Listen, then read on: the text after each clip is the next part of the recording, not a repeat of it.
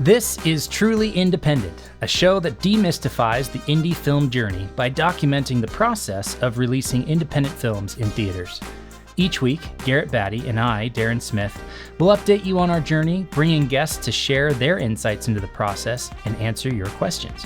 In today's episode, we share the story of how the Carpenter came to be, why we chose to shoot it internationally, and we share some stories from the shoot. We also answer some listener questions like, where do you meet producers, and how do you get on Garrett's crew? This is Truly Independent, Episode 3. Welcome everybody. How are you? Hope everybody is doing great. Daren, nice to see you. Always good to see you. We matched today. We've got the button ups, the long sleeves, the rolled up. Like we're ready to work today. Yeah, I think we are ready to work, and it's a good day to work. There's a lot going on and a lot to do, and it's fun to take a minute out of the week and catch up with you. Did you see anything good this week? I want to make sure that we don't just tell about our process, that we also get to enjoy watching good movies. Yeah. Well, I finally got to go see Furiosa in IMAX last weekend. Oh my gosh. That guy, George Miller, knows how to craft a movie. My goodness. It's just, it's like a different thing than other movies that exist. He's got his own style. That's right. For sure. Yeah. So crazy. Was it crowded? I mean, we're 3 weeks into that release. Yeah, it was pretty full, maybe half full. Like my row had 2 empty seats, and I was like I always pick the good row, you know? Yeah. We all know what the good row is. It's the one that's like the middle of the screen height-wise, center of the theater. I can't do the sides of the theaters. Like I'm too much of a sound guy that I can't be on the right or the left. So like, yeah, I can't do it. Got to be center in the good row. I'm right there with you. And that's where they put sometimes in the luxury seats are right there. So nothing like sitting in a big luxury seat with a little bit of popcorn and enjoying something like that. I took my daughter and we went and saw If, which was super fun. I didn't know it would be such a fun father-daughter movie, but my daughter's going to college next, in the fall. And so I'm trying to spend some time with her. And even though the main character is a little bit younger, it was still pretty special to be there with my daughter, and we enjoyed that movie. Yeah. John Krasinski, man. Another guy who knows how to tell a story and put a good movie together. I was really impressed. And the cinematography of If. Janus, right? Yeah, I was shot that. Really pleased to see his name come up on that. It's like, wait, what? Wow. He's doing this movie? And then you watch it and you're like, uh-huh. That's him. And the music was obviously fantastic. Michael Giacchino, right? Yeah. They got the dream team for that. It was super good. Yeah. Impressed. So go see some movies if you haven't this weekend, listener and viewer. Like we get the tax write-off because it's research for us. But even if you don't, go and see movies as much as possible. Get ready because you're going to see movies this fall that we're producing and we're releasing. And there's our segue. How do you like that one? That was a segue. Smooth. All right. So today we are talking about kind of the history of the Carpenter. We've alluded to this in previous episodes where we're in like year 9 of this story here. So why don't you kind of kick us off? You know, you can hand it off to me when I join into the story, but the first couple of years really was you and this family. And so we wanted to walk people through how this came to be, because I think it really helps inform why we're choosing to do this independently. Sure. Yeah, and absolutely. And hopefully it'll be, where this is a unique situation. Maybe the takeaway is that no film comes together like one right after another as far as a pattern of practices. Films will come together from a variety of different elements. This being one that was totally unexpected. Years and years ago, I got a call out of the blue from somebody that from this young, like a 20-year-old film fan, and he said, "Hey, I've seen some of your work and I like what you do and I'd love to work with you. I have an idea about a story." He says, "I'm not a screenwriter, but I'd love for you to be able to write this." And he pitched this very basic idea, but it was very compelling, about a young boy, at the time it was a young boy who was an apprentice to Jesus of Nazareth before Jesus' ministry. And this is kind of like pre-chosen. This is before this surge of faith-based and Christian content doing very well in the theaters. And so it was, regardless of that, it was very interesting just story-wise. And so he and I worked together for a few years, I guess, putting together the script. And the idea was that they wanted to take this script and pitch it into Hollywood and make this a big Hollywood movie. Fast forward, 7 years or so, maybe 6 years. They said, hey, we'd like for you, they called back and said, great script. And they know I directed. And they said, we'd like for you to direct a sizzle that we could take and pitch. And so this is in the height of COVID. We safely filmed a sizzle, like a 6-minute. I took all of the scenes from the script that had some sort of compelling, kind of these trailer moments, put them in a 3-page, 4-page outline, and we got together a crew and hired some stuntmen and filmed a sizzle for a week in Texas, on the set where they shot the first season of The Chosen. And so, we went down, we looked at different sets that we could film in, and did our best to really show what this movie would be. When we talk about, hey, it's an MMA movie set in Nazareth, like a Rocky meets Chosen, we wanted people to be able to really visualize that. So we shot the sizzle. They wanted to take the sizzle and pitch it around and also raise money with it. About a year after that, they called back and said, hey, we'd love to actually have you produce and direct this movie. And they had their own source of funding. And so at that point, it was like, okay, we're going to make this movie. At that point, Daren enters into the picture. I reached out and said, I've got to film this movie. I know you do good work. We're going to go to South Africa. Do you want to come? Yeah. What a phone call. So Garrett calls me. I just wrapped on a horror thriller that we shot like 3 weeks of night shoots in Provo Canyon in February in Utah.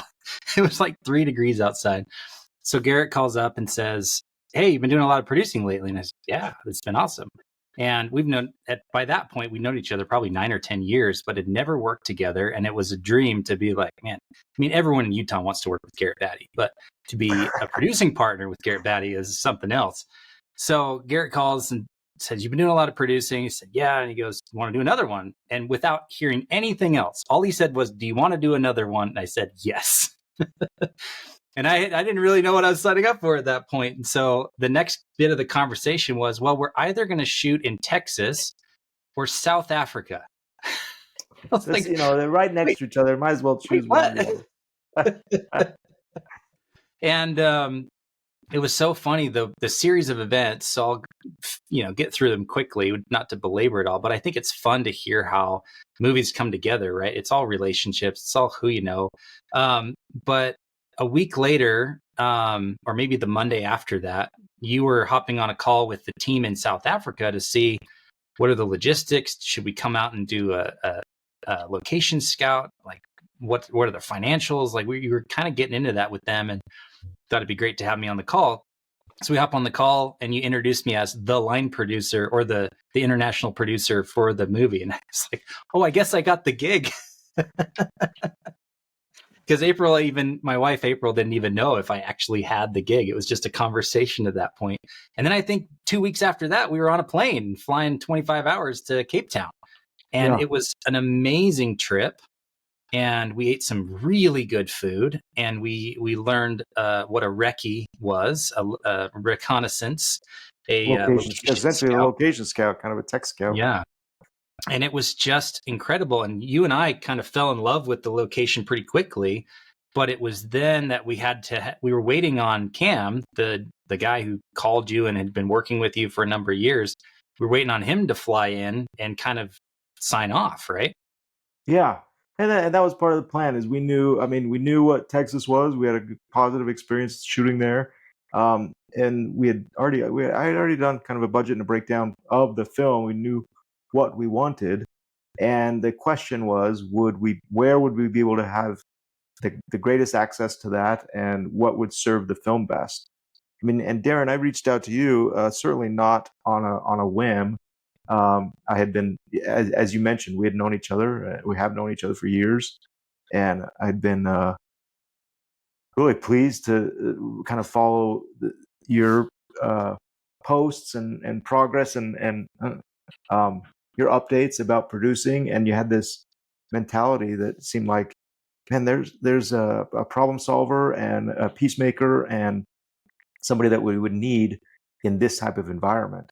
And so I was thrilled when you said yes. And again, you never know where your next project is going to come, especially as an independent filmmaker. It's not like studios are calling and saying, "Hey, we'd love for you to take a look at these scripts." Or, no, you're at least in my experience. And so when I get a call out of the blue that says, "Hey, you want to help me write a script?" Yeah, that's something I would pay attention to. And it led to me and Daren going to South Africa. Daren and I. Daren and me. Yeah, so we get out there, and a lot of it was kind of getting to know you, getting to know the story, and really capturing and understanding. Okay, how is this location going to support the story better than other options like the one in Texas? And the biggest reason that I remember was just the size and scope of things was so much bigger in Cape Town. They had this set that was built for the TV show of Kings and Prophets years before that had kind of been sitting dormant. A couple of commercials had shot there and music videos over the years, but nothing else had come through. And it was this big set that had like pretty close to 360-degree views, uninterrupted with modern technology and civilization. And I remember walking through that location because it was going to be the bulk of our shoot at this location. And we're going, okay, we've got our list of locations. We need this many houses, and we need a big courtyard, and we need all these different needs from the movie. And I remember walking through that and just checking off every single one in this one location. I was just blown away.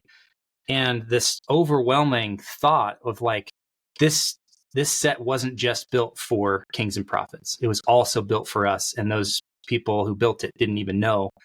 But it really, truly felt like God had a plan years before we ever stepped foot on that location. And it was the perfect spot. So I remember before, I'd never met Cam, had barely even talked to Cam. And I was just waiting with anticipation for him to come and see this place, and just like hoping and really praying that like he would see it and buy in, because he had the final say. Yeah. So what an incredible place. It was an ideal location. It did feel like it had been built for our movie, which is nice to be able to say. And then another selling point for us was the crew that we were able to meet with. When looking for different places to film, we knew we had Texas as an option. We were looking at, I knew what movie this was, what type of genre it was, what budget it was. And so I did a lot of research in finding other films that had the similar look and a similar budget. And some not, I said, okay, well, this is a, set in Nazareth type of movie. And where can we shoot that? And, Malta has a place, Morocco has sets. A lot of these places, because of COVID, it was prohibitive to be able to go and even scout and look. But I did reach out to different producers of those movies. And I was surprised, and I found, as an independent producer, we're all in this together. And producers were certainly willing to take a call and talk, and, or at least respond to an email. And so that I was pleased that is a great to find that's a great way to find locations and the ability to continue to move it. So the producer that I reached out to, they had done a movie called Samson. This is Bruce McDonald, who's a great director and a producer, and has since become a great friend. But he produced a movie called Samson, and it had fighting and biblical times. And I thought, okay, there's a similar look to this movie. And when I reached out to him, he was in South Africa and said, come down, we've got a set, we'll take care of you. And that's how we ended up going down there. And the entire team, Bruce's entire team at Boomtown, CJ and Murray. It's been a few years since we've been down there, but they just welcomed us with open arms, and we felt like they rolled out the red carpet for us and helped. Yeah, truly. And what I was really impressed with was that they were Christian filmmakers, and they wore that on their sleeves. They were not hesitant. They weren't shy. We prayed at meals. We prayed together. It was really an eye-opening experience for me to go, wow, you can do this. You could have the Christian part of your life, the faith part of your life, be front and center, even in quote unquote Hollywood. It's maybe a little removed. It's the other side of the world from Hollywood, but still, you think about the big productions that go and shoot out there from Netflix and HBO and Stars and all these things. And these are truly Christian, faithful, believing individuals that are doing movies out there full time. And it's just really eye-opening. And I think it led a lot to how we kind of ran our set, how we started every day. We can get into that. But I was just really overcome. And it was a faith affirming and faith building experience for me just to be out there for the week we were out there for the recce. So it got us really excited. I think you did a good job, Daren, of making sure that as we interviewed crew members and potential cast, we knew what this particular film is a faith-based movie. It's about an apprentice of Jesus, and so we as we even interviewed, it was certainly not a litmus test to be a believer, but we represented that. Hey, it's likely that this will be a quiet set. We want the message of the movie to kind of resonate with the cast and crew. And I think that people were drawn to that. So put together an amazing crew. The shoot was 26 days. Yeah, 25-day schedule. And then we added an extra day. So we were in South Africa for a total of 8 weeks. Is that what it was? Yeah, it was 8 weeks between the recce and the shoot. And man, oh man, I'll share this one story because I think it's cool and it plays into how much God's hand was in this movie. And I think I remember saying pretty much every day, making movies is a lot easier when God's involved. And that just played out every day with weather, with locations, with people. And there was a situation where we needed to reshoot a scene. And we didn't have reshoots scheduled. We didn't have extra days that we were planning on being there. I think we maybe had 2 or 3 days on the tail end of our travel plans that we were just in case if something happened, so we weren't trying to fly out the day after the shoot wrapped or anything. And we were looking at reshooting a big scene that had 150 plus extras, and we're like, we actually need more. We needed to recast somebody. We needed to reshoot this scene bigger and better. And it required the art department to redress a location, and there was a lot of expense involved. But the cool thing that happened was that there's an exchange rate between the dollar and the rand, which is the currency in South Africa. And we budgeted the movie off of a $14.50 to 1 rand, or the other way around, 1,450 rand to $1, something like that. And by the time we were shooting, the exchange rate had gone up to where it was 16.5 and 17, which means our dollar could go further. And so as we were bringing money into the country throughout the shoot, we were actually stockpiling a bunch of money because of the exchange rate. We just had extra rand to spend. And when I budgeted out that extra day and talked to all the department heads and put it all together, it was something like $68,000 that day was going to cost. And we had stockpiled about $72,000 just from the exchange rate. And so we didn't need to go back and ask for more money to reshoot or to add a day.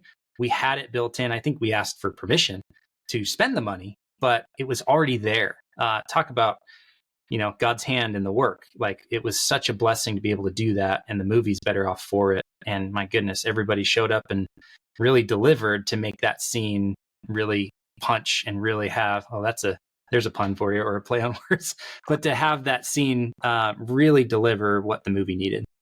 Yeah, it was, and independent film is not without its challenges, regardless of the topic. And so I wouldn't want to say that, because we're not making a faith-based movie, we're asking for a whole bunch of questions or problems, and vice versa. Because we're making a movie about missionaries or Jesus, this is going to be smooth sailing. It isn't, and it never will be. But yeah, it was neat to be able to recognize these little daily blessings that because we were on a set about and the film is the topic of Christ, that was openly addressed and spoken and recognized and acknowledged. Yeah, the crew was incredible. The shoot was incredible. We got back, and I think we wrapped end of August 2022, and you had set a date for a screening in January or February on a cruise. Yeah. So, talk us through. I wasn't as involved in the post-production of the Carpenter as I was in Faith of Angels, but talk us through that. How did we do that? How were we able to pull off a 3-month post-production? Well, we knew we were going to be on a tight schedule. We knew that we had to play this film, premiere it on a cruise. We knew that the Krebs family wanted the first screening to be with their family over Christmas break That's right. December 2022. And we had shot and finished by like September 1st or something like that, September 5th. And so it was a very, very tight turnaround. We were fortunate to be able to work with Timber Pictures, who was our the editors. Andy and Aaron were fantastic. And while we were shooting in South Africa, we would upload the dailies. They would download the dailies. And within a 24-hour period, they would have a pretty good assembly, sometimes even with like sound effects and, a pretty tight edit of the previous day's shoot. So that enabled us to be able to confidently move on, or to be able to say, okay, we need to reshoot, or we need to pick up, and things like that. So that, a week or two after I landed back from shooting, I was able to go sit with Andy and Aaron, watch an assembly, and then we had about 3 or 4 weeks to do a nice tight director's cut and get the picture locked. Rob Elliott did our music, and anytime I work with Rob, I do my best to send him the script as early as we can. His pre-shooting music even influences the movie, and he does a great job of reading the script, kind of anticipating and interpreting what we're trying to do, and he delivers it. This movie is unique because the Krebs family had very specific requests for music, and so it was fun to be able to translate their requests to Rob's sensitivities and style, and find a bridge between those two, and so that by December we were able to show a fully mixed, composed, edited, locked cut, finished cut, essentially, that the Krebs family was able to watch. This movie is also unique in that in the fact that and the Krebs family had some specific songs, specific heavy metal, rock songs that they wanted in the movie.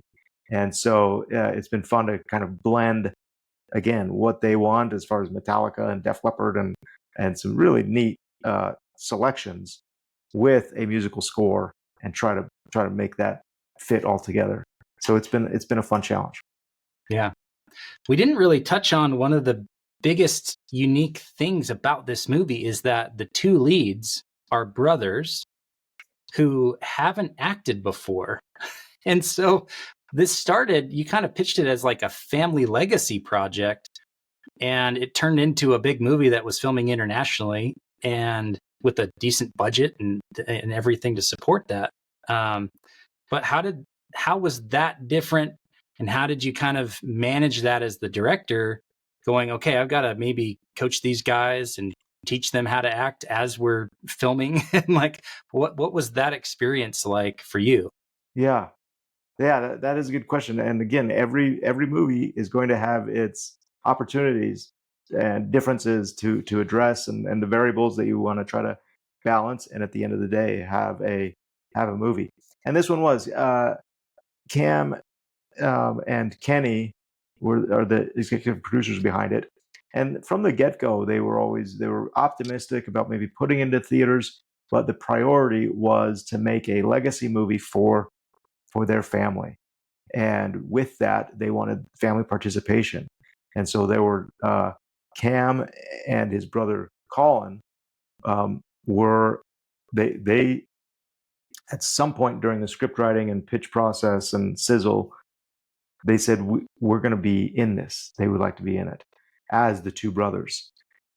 And as a director, I mean, that's what an exciting opportunity to go, okay, how can we make sure that with these guys in the movie, how can we best support them and make sure that what they bring is showcased well? And Cam and Colin are, I mean, they were incredible. Like, they're college football players, and just, big. They've got this brotherly love and this brotherly banter that is so fun. So we made immediate changes and adaptations to the script to make sure that a redheaded college football player had a reason to be an apprentice to Jesus in the middle of Nazareth. And it was fun. It was a fun challenge to try to make sure that all worked. And Cam and Colin did just a fantastic job of training, going through the acting training and some stunt work. And really, you could see their progress from day one on like rehearsal day to day 25 when we're wrapping the movie, of going from have never been on a movie set before to Cam, you're number one on the call sheet for a reason, because you belong here. Yeah. Such a tall order for any actor, let alone a first time actor, to carry a movie, be number one on the call sheet. And he worked every single day. I think he was in every scene of the movie, maybe not every scene, but he was definitely working every day, no breaks. We did do 5-day shoots instead of like 6-day shoots, so that gave him a weekend. But still, the Krebs have a saying, and I hope I'm not revealing family secrets here, but like the Krebs are clutch. And those two came in and they were clutch. Like, we had to rely on them, kind of didn't have a choice. And they delivered. They showed up every day. They were on time. They were pleasant to work with. They made friends with the cast and crew. They were just a joy. And then we watched the movie and we were pleasantly surprised that, like, this movie really works. It doesn't feel like a little indie that was made with two brothers starring. It's like, no, they carried the movie. And my gosh, it was such a joy to watch them and to see their performances come together on first the small screen as I'm watching it on my computer and watching edits and assemblies and stuff, but then to watch it at a festival with an audience. There's always a little bit of nerves, or like, are they going to like it? Are they going to think it's good? How are they going to react? Is that joke going to play? Is the emotional stuff going to pay off? And it really did. We were able to screen it in 2023 at the Zion's Indie Film Fest here in Orem, Utah, with a full theater of people. And it worked. Like, the movie worked, Garrett. Well, and it didn't stop there. I mean, we screened it, we submitted to a few festivals, and they all responded. And so it's played, at a festival in Italy. I got a call from the Boston International Film Festival and went out and showcased the movie there. And I got a call from a festival at the Museum of the Bible in Washington, D.C., and went out and showcased the movie there. And we've played it at several different places. And I'm pleasantly surprised. I'm as a filmmaker, or as any creator of content, you're very, very hopeful that people will respond well. And then when they do, that there's still this element of surprise and gratitude and just relief that it's working and what you created is resonating with people. And that was a group effort to be able to do that. And I think that's evidence of, or supported by, and driving Kenny and Cam to be able to release this movie now into theaters, where what it was going to be a family legacy movie certainly still is, but that legacy now is going to be shared across the country on 600 screens here in about 4 months. Yeah, very, very cool. I think hopefully we're closer to 5 or 6 months, not 4. I don't want to be 4 months out yet. We're in June. Holy cow, it's June. July, August, September, October, November. 5 months. Let's November do 5 1st. months. Don't count November. November 1st. November 1st. Yeah. So think of October 31st. Oh, man, oh, man. Well, yeah, I think that story of how the movie came together really does inform the decision to put this movie out independently, to do it the way that we want to do it, and to really connect with an audience and have that direct relationship, which is why we're doing this podcast, which is why we're relying so heavily on doing screenings and getting emails of people and being able to connect with them in a more personal way than to hand the film over to a distributor and say, please do a good job with this. Being able to maintain that really high touch and run the play, as it were, is really exciting, and it really just fits with the entire story of the movie, The Carpenter. So very cool. Yeah, we're 4 or 5 months out, depending on how you want to calculate Depending it. on when you listen. Maybe if you're listening to this in September, then we're 2 months out. Yeah, I guess you're right. It's 4 months because it's June 1st, July, August, September, October, November. No, November 1st. 5 months. I'm going with 5 months. I'm sticking to my story. Awesome. It is fun to see I mean, it's a good point, Darren, that you make. The Krebs family mantra, being clutch, but they've done every step of this thing on their own. Where they said, hey, first we want to sell the script to Hollywood, and then they're like, no, actually, let's not. We like it. We like the script. We like the process. Let's do the next thing.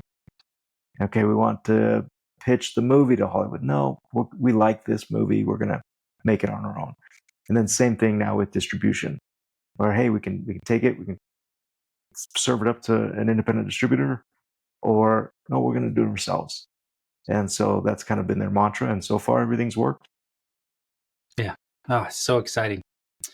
All right, well, there you go. If you have questions about this episode, make sure to join the email so that you can ask us questions, and we'll answer them next episode. But we do have 2 questions today to kind of wrap things up. The first question that I got was, where do you meet producers? So there's lots of filmmakers that listen to this show, that are out in the world, they're on social media. And that's the question I get a lot, both out in the world and now related to this podcast. So my answer, like to give you a real answer and not just say, don't do that like I did last time. The answer is like, go to where the filmmakers are, go to where the producers are. They're attending film festivals with their movies. They're going to meetups. Some of them host meetups.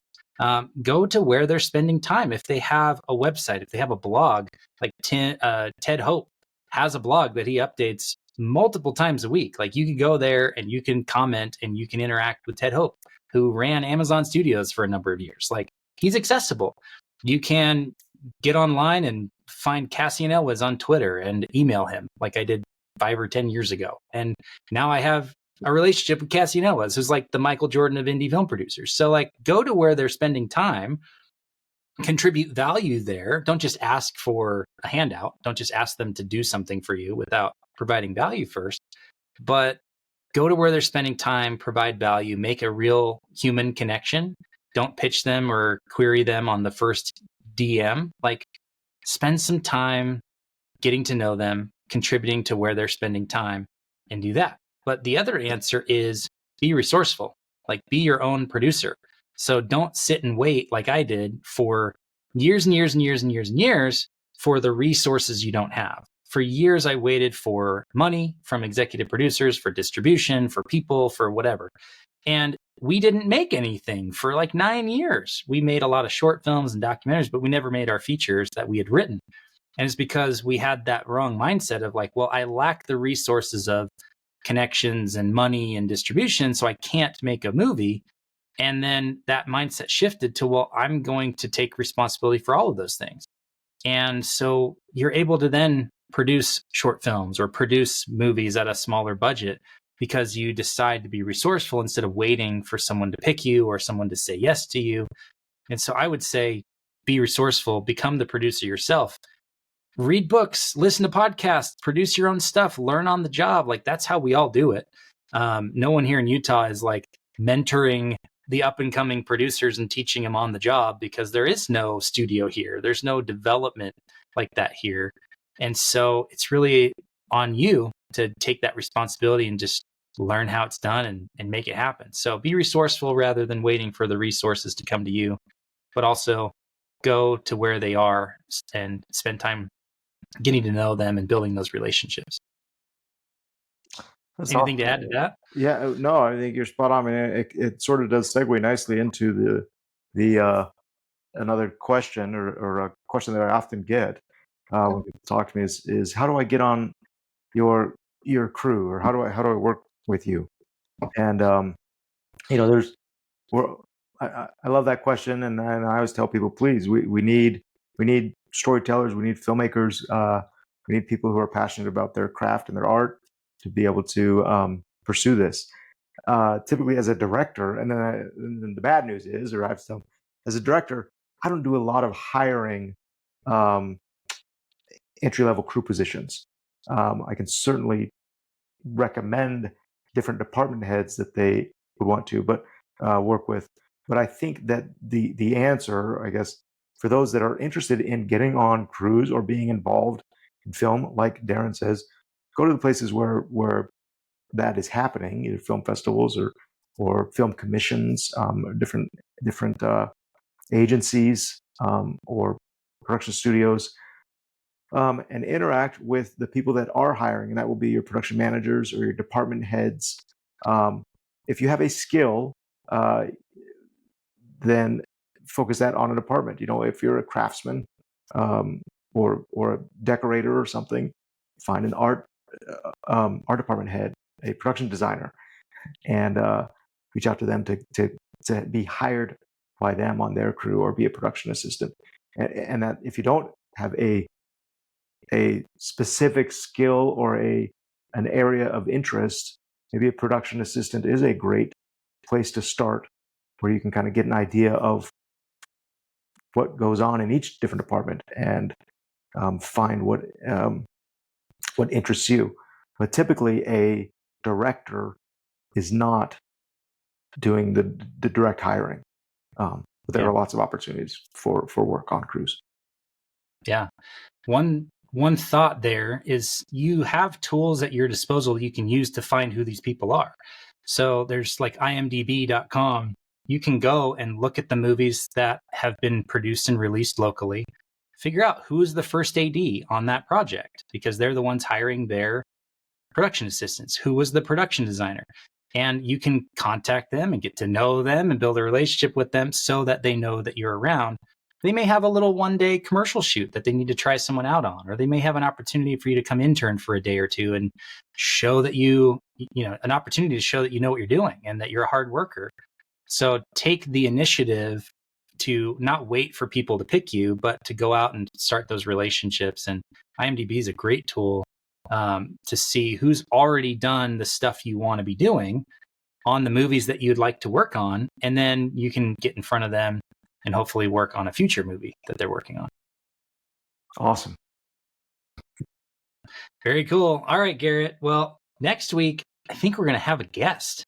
So that's exciting. Wonderful. And we're doing this in real time, recording the podcast, but do you want to do it as you know who the guest is and you're prepared to ask questions and all that stuff? Or do you want to do SmartList style, where we bring them on, but there's no name and their video's off, and we go, and our guest is so-and-so?